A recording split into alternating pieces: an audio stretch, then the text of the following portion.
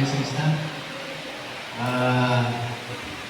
Generally ay matagumpay ang ating okay.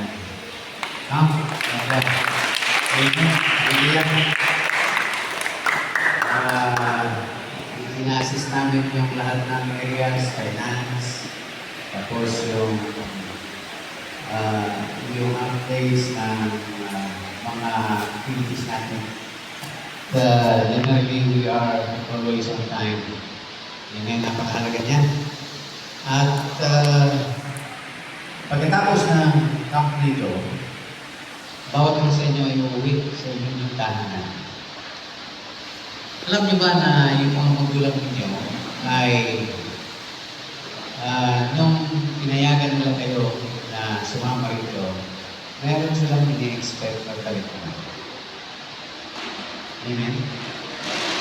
Some changes, some improvement, specifically sa inyong mga attitudes. Amen? Karamihan sa mga kabataan ngayon hindi nagugugas ng pagkagal sa kanilang trabaho. Diba? Hindi naman. Diba? Kasi yung iba ito nagsasabi, hindi naman tulog, gugugas ng Amen. Kung basahin sa inyo ang talatang ito dito sa text na natin, so first, lesson 1 natin. Dito, commit your ways to the Lord, trust in Him, and He will do this. He will make your righteousness shine like the dawn, and the justice of your cause like the good day. Gusto ko magbigay pansin doon sa unang bahagi o doon sa first line ng second part. Sabi niya, He will make your righteousness shine like the dawn. At ito, eksakto, ang ini-expect ng inyong mga magulang. They are expecting light from you. Sabihin, makakita sila ng pagpapago. Siguro, ito na yung time. Amen? Sabi mo sa katabi mo, ito na yung time. Namagugas ka ng bigyan. Okay. So, kayo ay binigyan ng Diyos ng kakayahan gawin ito. At kayo ay binigyan ng Diyos ng kakayahan na pagtagumpayan yung kabaliktaran nito. At hindi lang sila, hindi kami rin nag-expect. Na pagkatapos nito, ay isimulang magliwanag sa inyo ang katangian ng Panginoong Jesucristo. Simulan natin sa ating mga tahanan. Pagawin nyo, hindi naman yung kailangan gumawa ng nakaprogram ng mga gawain. No? Basta sundan lang natin ang pag-direction ng Banal na Espiritu sa atin. May pagmamahal. Kung mahal nyo ang inyong mga pamilya, mas lalo mo silang mamahalin. Amen? Kung pinagmamalasakitan nyo sila, mas lalo nyo silang pagmamalasakitan. At doon tayo magsisimula. Sabi ng talatang yan ay, He will do this. He will make your righteousness shine like the dawn, the justice of your cause like the noonday sun. Katulad sa liwanag ng katanghaliang tapat. Yan ang hinahanap namin sa bagong henerasyon ito. At yan din ang dahilan kung bakit ginagawa natin ito. Sapagkat hindi naman tatagal ay kayo naman ang mamumuna sa inyong henerasyon. At ini-expect natin, ginagawa natin mga bagay na ito upang mahubog tayo.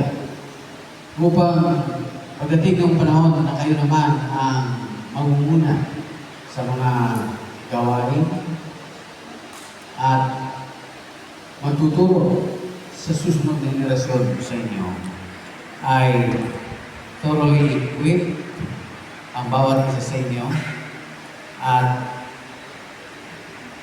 ayon sa salita ng Diyos ang lahat ng inyong gagawin. So,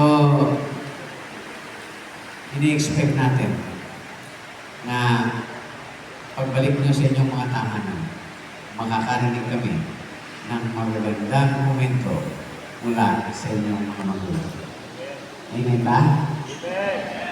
Amen. At dito lang ang may gusto. Kayo dyan, ayaw nyo? Go.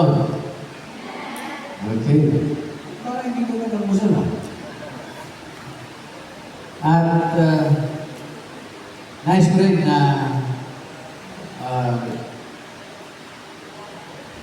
ibigay na sa inyo ang mga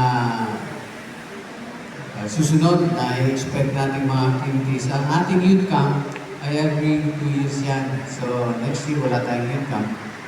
And 2027 ulit ang youth camp. So marami sa inyo rito ay siguradong qualified pa sa edad. Sino dito ang 23 years old na? 23. Ako lang ba ang 23? Okay. So, wala pa. Ang sabihin ay sa next camp ay nandito pa kayo. Amen? Hindi pala eh. 21 pala. Okay, pero yung 23 years old na pinahintulutan natin ngayon, ba't wala 23 years old ngayon? Okay, so,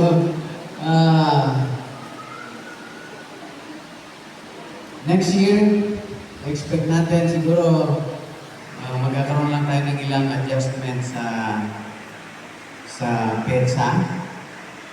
Pero siguradong sa amin pa rin. At i-consider natin siguro yung lugar.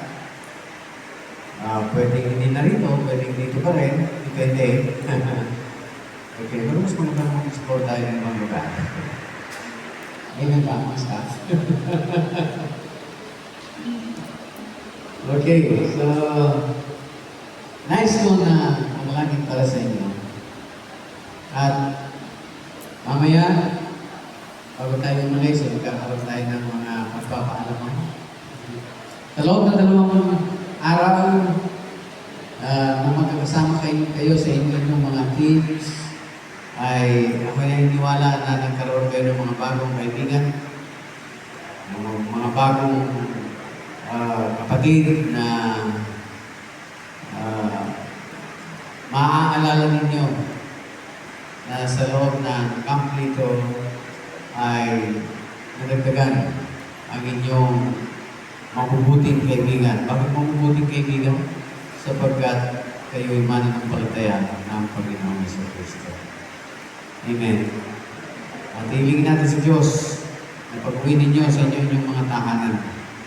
Katulad ng sinabi rito, magliliwanag ang inyong mga kabutihan katulad ng araw sa katanghalian tapat. Tayong lahat ay po.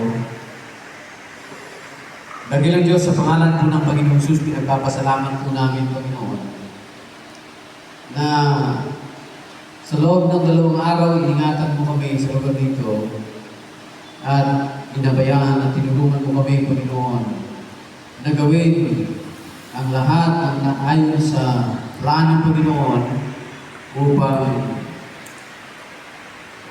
mailid ang mga kabataan ito, ang generasyon ito, Panginoon, tungo sa paglalim ng pananampalataya at naaming makakagit ng Israel. Dalangin po namin, Panginoong Diyos, sa pangalan ng Panginoong Jesus, ng bawat isa sa kanila ay patuloy na lalago sa pagtitiwala at sa pagbibigay daan, Panginoon, sa iyong kalooban sa kanilang buhay. At aming dinideclare, Panginoon, ang mula sa mga kabataan ito, mag-raise up ka ng mga bagong leader, Panginoon, na mangunguna sa kanilang henerasyon, Panginoong Diyos. Mga leader na tinanggihan ang kanilang sarili, nakahandang pasanin ang kanilang krus araw-araw at susunod sa iyo ng walang kondisyon. Salamat o Diyos, pinupuri ka po namin at dakilan ka po namin, Panginoon, at ang pag-iingat mo'y patuloy na so maaming lahat sa bawat isang narito hanggang sa kami ay makauwi sa kanya-kanyang tahanan. Pinupuri ka po namin at tinatagila sa pangalan ng Panginoon Hesus.